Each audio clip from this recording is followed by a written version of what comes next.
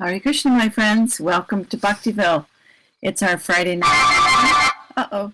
Somebody just texted me in real life. Sorry about that. I try to turn those things off, but I forgot. Sorry. Let me do that right now. Turn that off.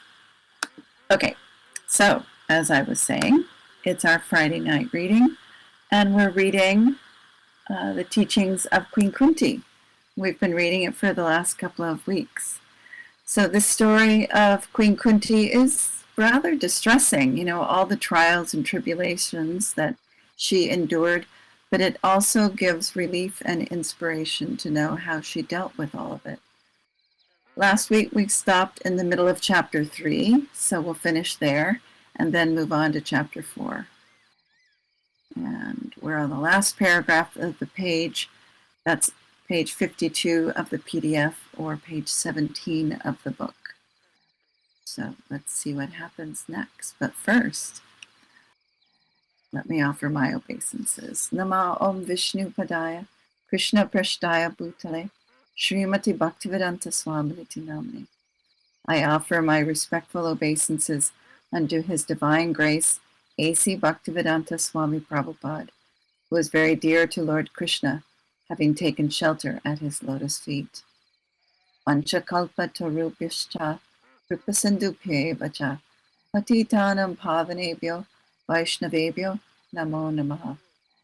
I also offer my respectful obeisances unto the Vaishnava devotees of the Lord here in Second Life and around the world and the universes. They are just like desired trees and can fulfill the desires of everyone. They are full of compassion for the fallen, conditioned souls. All right, so let's see what happens. What happens next? We get to that page. All right, so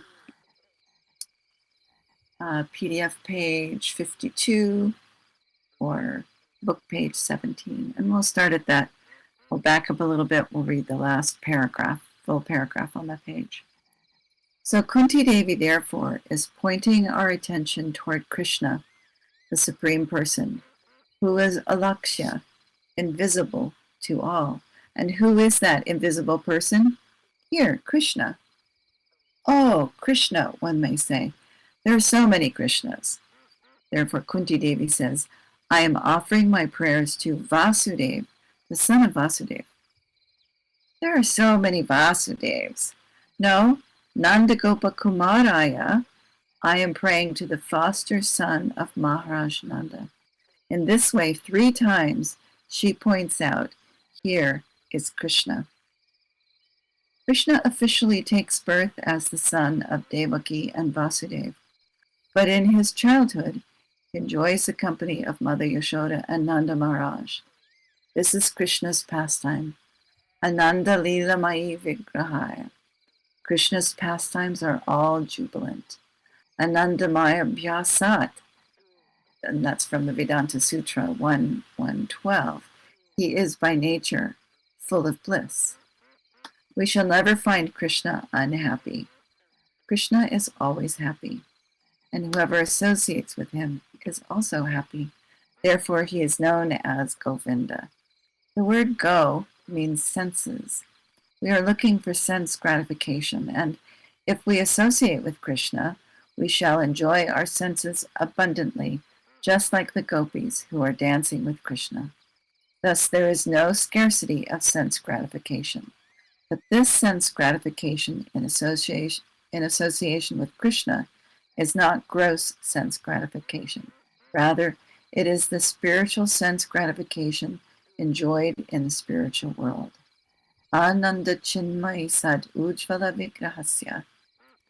And that means whose form is full of bliss and the most dazzling splendor. That Ananda, or pleasure, is not the third-class Ananda we enjoy with our bodily senses. Such bodily enjoyment is not Ananda, but illusion. We are thinking, oh, I'm enjoying, but that Ananda is not factual, because we cannot enjoy this material pleasure of the senses for long. Everyone has experience in this that this material pleasure comes to an end. Spiritual enjoyment, however, does not end. Rather, it increases. That is the difference. Ananda Chinmay Sad Ujvala Vigrahasya Govindam Adi Purusham Tamaham Bhajami. So that's the prayer that we sing every morning in our temples when we greet the deities from the Brahma Samhita 532. Therefore, we have to associate with Govinda. Here also it is said, Govindaya Namo Namaha. She says that in this verse. I offer my respectful obeisances to Govinda. The Krishna consciousness movement is so sublime that it puts one directly in contact with Govinda. The worship of the deity of Krishna in the temple is also direct contact with Govinda. Shri Vigraha Radhana Nityanana Shringaratan Mandira Marjanado. And we sing that in Shri Gurvashtaka every morning also. And that little phrase means they dress the deities in beautiful clothes and ornaments, clean their temple, and perform other similar worship of the Lord. The Vigraha, the deity of Krishna, appears by Krishna's mercy. Because Krishna is Alakshya, invisible, he becomes visible to us. He becomes visible to give us the facility to see him. It is not that Krishna is stone, wood, or metal. Krishna is always Krishna. But because we cannot see anything beyond material elements like wood, stone, and metal, he appears in a form made of these elements. But he is neither wood, metal, nor stone. When we associate with the deity, we associate with Krishna personally. Because Krishna is invisible, he very kindly takes a form that is visible to us. This is Krishna's mercy. Do not think, oh, here is stone Krishna. Krishna is everything, and therefore Krishna is stone also. But he is not the kind of stone that cannot act. Even in the form of stone or metal, Krishna can act as Krishna, and one who worships the deity will perceive this. Svayam eva spurati ada, which means certainly his personality manifests himself. The deity, although apparently stone, may speak with a devotee.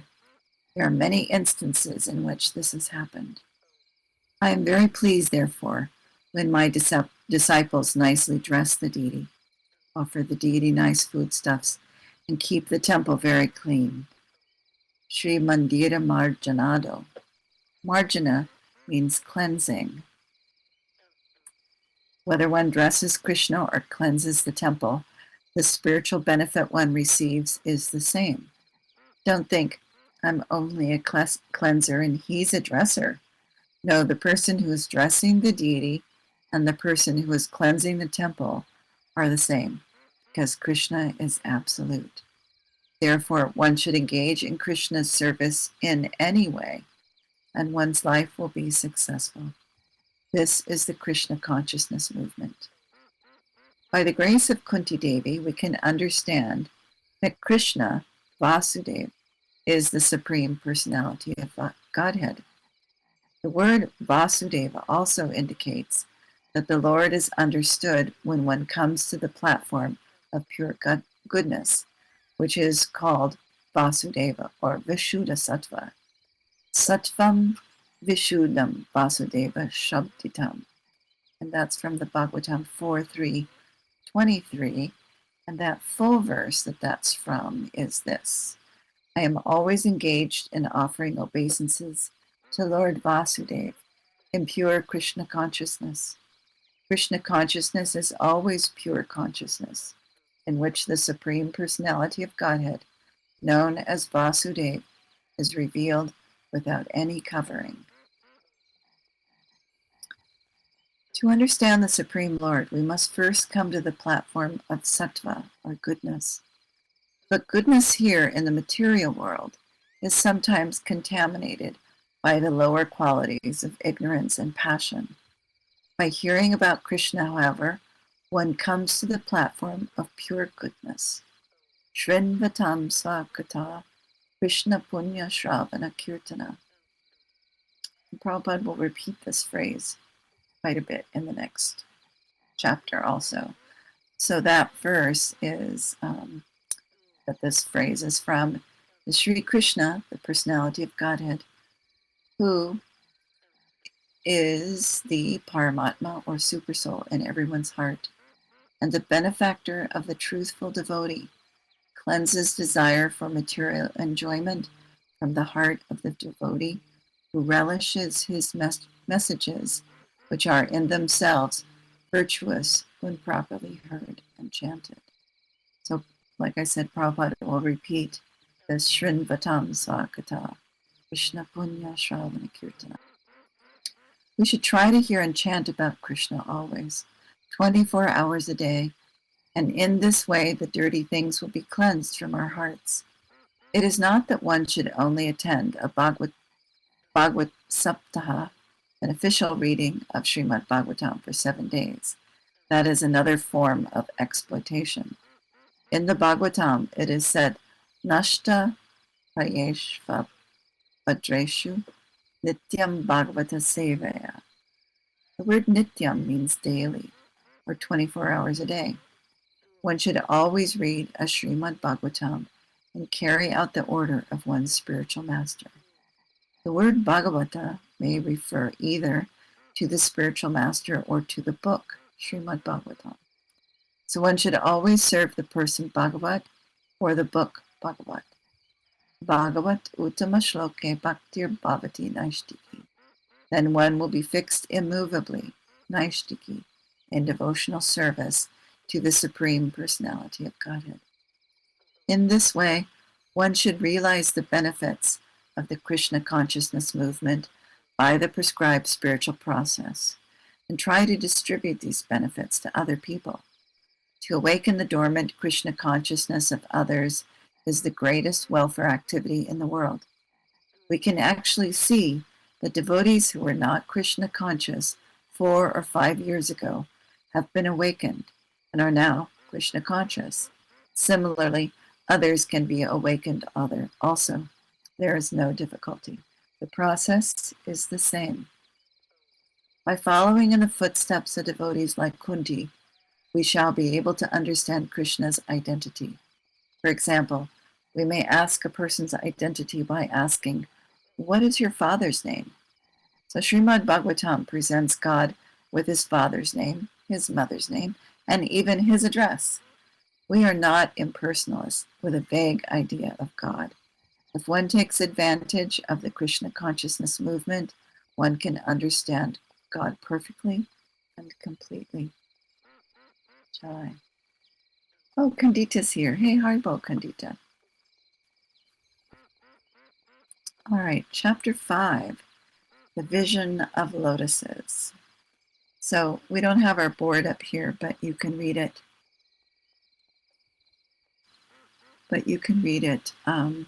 Here in the text. So we won't do the word for word since I don't have that in front of me right now. But like I said last week, we can sing these. These are all shlokas, but they're also they're songs. In a song, and they're in many songbooks, these verses. So let me see if I can croak out this verse for you. Nama Pankajanabhaya, Nama Pankajamaline, Nama Pankajanetraya, Namaste Pankajangraye. Well, that wasn't too bad. So it's a nice tune if you can understand it. Anyway, here we go. The translation. My respectful obeisances are unto you, O Lord, whose abdomen is marked with a depression like a lotus flower, who are always decorated with garlands of lotus flowers, whose glance is as cool as the lotus, and whose feet are engraved with lotuses. Srimad Bhagavatam 1:8-22. Here are some of the specific symbolical marks on the spiritual body of the personality of Godhead, which distinguishes his body from the bodies of all others. They are all special features of the body of the Lord. The Lord may appear as one of us, but he is always distinct by his specific bodily features. Srimati Kunti claims herself unfit to see the Lord because of her being a woman. This is claimed because women, Shudras, the labor class, and the Dvija Bandhus, or the wretched descendants of the higher three classes, are unfit by intelligence to understand transcendental subject matter concerning the spiritual name, fame, attributes, forms, etc. of the Supreme Absolute Truth. So just to say that this is not a sexist statement right here, that Srila Prabhupada has always said that women who are involved in spiritual realization are the most intelligent. So I just want to make a little caveat right there. Such persons, although they are unfit to enter into the spiritual affairs of the Lord, can see him as the Archa Vigraha, who descends on the material world just to distribute favors to the fallen souls, including the above-mentioned women, Shudras, and Dvija Bandhus. Because such fallen souls cannot see anything beyond matter, the Lord condescends to enter into each and every one of the innumerable universes as the Garbhodakshaya Vishnu, who grows a lotus stem from the lotus-like depression in the center of his transcendental abdomen. And thus Brahma, the first living being in the universe, is born. Therefore, the Lord is known as the Pankajanabi. And so Pankajanabi is the person with the depression resembling a lotus flower in the center of his abdomen. So the Pankajanabi Lord accepts the Archa Vigraha, his transcendental form, in different elements, namely a form within the mind, a form made of wood, a form made of earth, a form made of metal, a form made of jewels, a form made of paint, a form drawn on sand, etc. All such forms of the Lord are always decorated with garlands of lotus flowers, and there should be a soothing atmosphere in the temple of worship to attract the burning attention of the non-devotees, always engaged in material wrangling. The meditators worship a form within the mind. Therefore, the Lord is merciful even to the women, Shudras, and Dvija Bandhus, provided they agree to visit the temple and worship the different forms made for them. Such temple visitors are not idolaters, as alleged by some men with a poor fund of knowledge. All the great acharyas established such temples of worship in all places, just to favor the less intelligent. And one should not pose himself as transcending the stage of temple worship, while one is actually in the category of the Shudras and the women or less. One should begin to see the Lord from his lotus feet, gradually rising up to the thighs, waist, chest, and face. One should not try to look at the face of the Lord without being accustomed to seeing the lotus feet of the Lord. Srimati Kunti, because of her being the aunt of the Lord, did not begin to see the Lord from the lotus feet because the Lord might feel ashamed. And thus Kunti Devi, just to save a painful situation for the Lord, began to see the Lord just above his lotus feet, that is, from the waist of the Lord, gradually rising to the face and then down to the lotus feet. In the round, everything there is in order. Last sentence, one of my favorite sentences in the whole world. So anyway, she's trying not to embarrass Krishna because, of course, Krishna is her nephew, so she wants to be a good aunt. If one sees a lotus flower, one can immediately remember Krishna. For example, if one loves one's child and one sees any of the child's garments, or his shoes, or a small ship, or any of his playthings, one will immediately remember the child. Oh, these are my child's shoes. These are my child's playthings. This is his garment. This is the nature of love. So if one actually loves God or Krishna, one can remember him always. It is not difficult to remember Krishna. Here, Kunti Devi describes Krishna with reference to lotus flowers. Similarly, when Krishna describes himself in Bhagavad Gita, he says, Rasoham apsu Kunteya. I am the taste of liquids. So Kunteya is son of Kunti. Oops, sorry. So Krishna is speaking to Arjuna. He's the son of Kunti. So he says, Rasoham apsu Kunteya. So one can remember Krishna by tasting water, even if one is drinking liquor. If he thinks, the taste of this drink is Krishna, he will one day turn out to be a great saintly person. So I can request even drunkards to become Krishna conscious. What to speak of others? Because Krishna says, Rasoham apsu Kunteya. I am the taste of liquids. Generally, in this context, liquid is taken to mean water. But liquor is also liquid. It is only sugar, molasses, or some other combination, fermented and distilled. Of course, it is bad because it creates intoxication. Although in one sense, nothing is bad, liquor is bad because it creates bad effects. In America, there are many drunkards. There is no scarcity of them. But I may request even the drunkards, when drinking wine, kindly remember that the taste of this drink is Krishna. Just begin in this way, and one day you will become a saintly, Krishna-conscious person. So Krishna is available under any circumstances. If we want to catch him, Krishna says in Bhagavad Gita 10:10, Tesham satata yuktanam vajatam priti purvakam dadami buddhi yogam tam yena mam upayantite. To those who are constantly devoted and who worship me with love, I give the understanding by which they can come to me. This is such an important verse, and it is the beginning of this core section in Bhagavad Gita. But it's a great verse to memorize. If one is actually very serious and searching for Krishna, Krishna is everywhere. Adantarasta paramanu chayantarastam govindam aripurusham tamaham bhajami. That's from the Brahma Samhita 5:35. Let me just read the translation of that phrase. All the universes exist in him, and he is present in his fullness in every one of the atoms that are scattered throughout the universe at one and the same time. Such is the primeval Lord whom I adore. Such a great sentence. So Krishna is present within the universe, within our hearts, and even within the atom. So it is not difficult to find him, but one must know the process by which to do so. This process is very simple, and by the order of Sri Chaitanya Mahaprabhu, we are distributing this process to everyone without charge.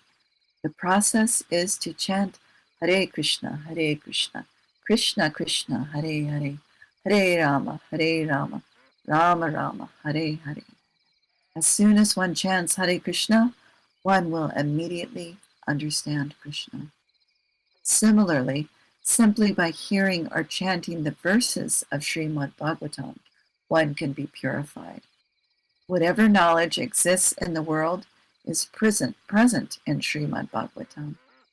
It includes literature, poetry, astronomy, philosophy, religion, and love of Godhead. Srimad Bhagavatam Amanam Amalam, which means Srimad Bhagavatam is perfectly pure. If one simply reads Srimad Bhagavatam, he gains the topmost education. For if one studies Srimad Bhagavatam, he will be well versed in every subject matter. Even if one does not understand a single word of the mantras of Srimad Bhagavatam, the vibrations themselves have such power that simply by chanting one will become purified. And here's that phrase I mentioned before. Shrinvatam svakata Krishna punya shravana kirtana. The word punya means pious, shravana means hearing, and kirtana means chanting. One who chants or hears the verses of Srimad Bhagavatam becomes pious automatically. To become pious, one generally has to endeavor a great deal. But if one simply hears the verses of Srimad Bhagavatam or Bhagavad Gita, one becomes pious automatically. Therefore, it is a rigid principle in every temple of our Krishna consciousness movement that there must be a daily class for hearing and chanting. Our movement is meant for training spiritual leaders, but without hearing and chanting, it is impossible to become a leader. Of course, in the material world, it is possible, but not in the spiritual world. Mali hanya se bija kore aropana, Shravana Kirtana Jale, Karaya Sechana. That's from the Chaitanya Charitamrita, Madhya Lila 9:152. And basically means what Prabhupada says below. Hearing and chanting waters the seed of devotional service, which develops one's original consciousness.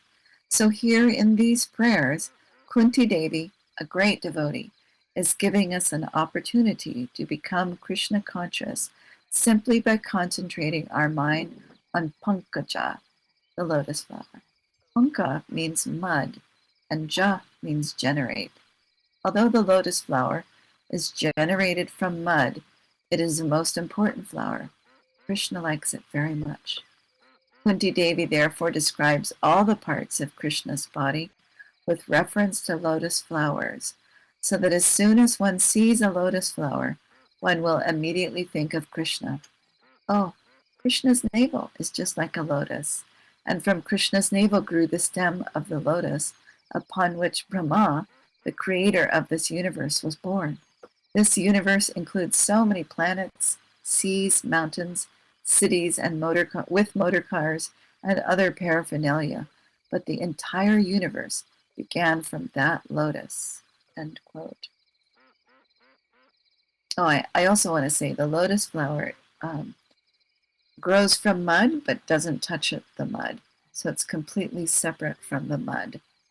There's no muddy contaminant. Bhaktiville says in chat, now I have to put a lotus flower picture in my house. Yes, put a lotus flower picture in your house. Yes. Nama Pankajamaline. From Krishna comes the wonderful lotus flower that contains the seed of the entire universe. But he is not the source of only one such flower. Krishna is not so poor that he simply produces one lotus flower and then is finished. No, just as there may be a garland with many flowers, Krishna is the source of innumerable universes, which may be compared to a big garland of lotuses. This is God. Yasyaika nishvasita kalam ata vilam vyal jivantiloma vilaja Jagadandanataha, Brahma Samhita, again, 548. Krishna is unlimited. We are very much concerned with this one planet, but Krishna's creation contains an unlimited number of planets. We cannot count how many planets there are, any more than one can count how many hairs there are on one's head. This is the nature of Krishna's creation. To give another example, on one tree there is an unlimited number of leaves. Similarly, there is an unlimited number of planets, and there are unlimited universes. Therefore, Krishna is unlimited. Krishna's navel resembles a lotus. He is garlanded with lotuses, and his eyes are also compared to the petals of a lotus. Alola Chandraka, the Sanvanamalya Vamshi, again from Brahma Samhita. And that translates somewhat to his swinging moon locket, beautified by a garland of forest flowers and holding a flute. They're describing Krishna. So if we simply think of only this one verse, which describes Krishna's body with reference to the lotus, we can meditate our whole life on how beautiful Krishna is, how wise Krishna is, and how Krishna manifests his creation. This is meditation, thinking of Krishna. Dhyana vashtita tadkatena manasa pashanti yam yogina. A yogi is one who always thinks of Krishna. And that's from Bhagavad Gita 12:5, where Krishna says, for those whose minds are attached to the unmanifested impersonal feature of the Supreme, advancement is very troublesome. So Srila Prabhupada is saying here that this meditation is thinking of Krishna. There's a note. Pandita asks, Dasi, do you know what is a moon locket? I don't. I don't know what is a moon locket, but I will write that down and find out for you. It's a great question. Those who think of something impersonal are not yogis. Their meditation simply involves undergoing more and more labor. Klesha dikaraste avyaktasakta chetasam. And they cannot reach anything substantial. Therefore, after meditation, they say, come on, hey, give me a cigarette. Come on, my throat is dry. Give me a cigarette. That is not meditation. Meditation means thinking of Krishna always, satatam chintayantamam, and endeavoring to advance in Krishna consciousness with a firm vow. Gitantascha gitavitaha, so endeavoring with great determination. And that phrase, satatam chintayanto, is those who worship me with devotion, meditating on my transcendental form. To them I carry what they lack and preserve what they have. That's from Bhagavad Gita 9:22. So we have to be purified. Param Brahma, Param Dhamma, Pavitram, Paramam Bhavan. And that's also Bhagavad Gita. You are the Supreme Brahman, the ultimate, the supreme abode, and the purifier. Because Krishna is pure, we cannot approach Krishna impurely. But if we think of Krishna always and meditate upon Krishna, then we shall become purified. Punya Shravana Kirtana. That same phrase again. That meditation can be possible by hearing and chanting. And then thinking of Krishna will automatically come. That is the process of Krishna consciousness. Shravanam Kirtanam Vishnu Smaranam. So hearing, chanting, and remembering Krishna. The word smaranam means remembering. We chant and hear, then remembrance will automatically come. And then we shall engage in Krishna's lotus feet, sevanam. Then we shall engage in the temple worship, archanam, and offering prayers, vandanam. We shall engage ourselves as Krishna's servants, dasyam. We shall become Krishna's friends, sakyam. We shall surrender everything to Krishna, atmanavedanam. This is the process of Krishna consciousness. And that ends chapter 5. Any questions, comments?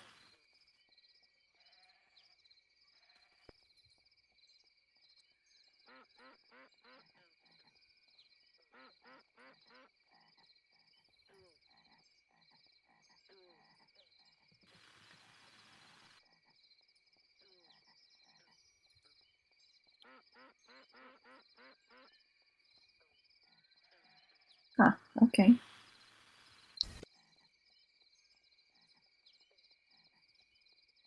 But I wonder if Krishna's moon locket is glowing. You know, I don't know.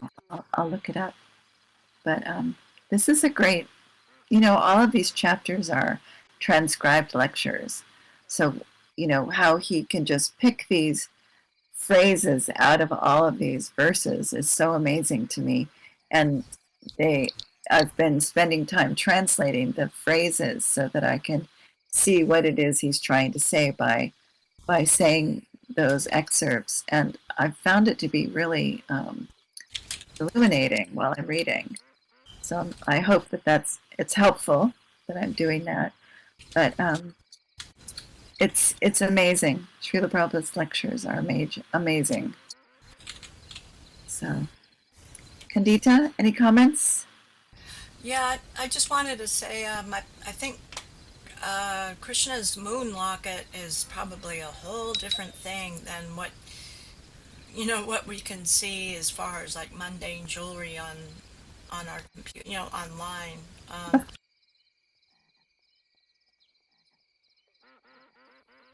It's the yeah, source of every so moon. Oh, no, I I'll look it up. oh, I'll look up on moon locket. Yeah, yeah. When I absolutely. asked, I was thinking, maybe there's some transcendental explanation. Oh, yeah. So it is what you know, I'll see if there's a story that goes with it, just like which the is Shamataka jewel. We don't know what that is, but it must be pretty amazing if the Lord wears it. absolutely. Absolutely. All right. Well, thank you for coming, and thank you for people who are listening online. Thank you for coming, and I'll You, go to Srila Prabhupada. Hare Krishna.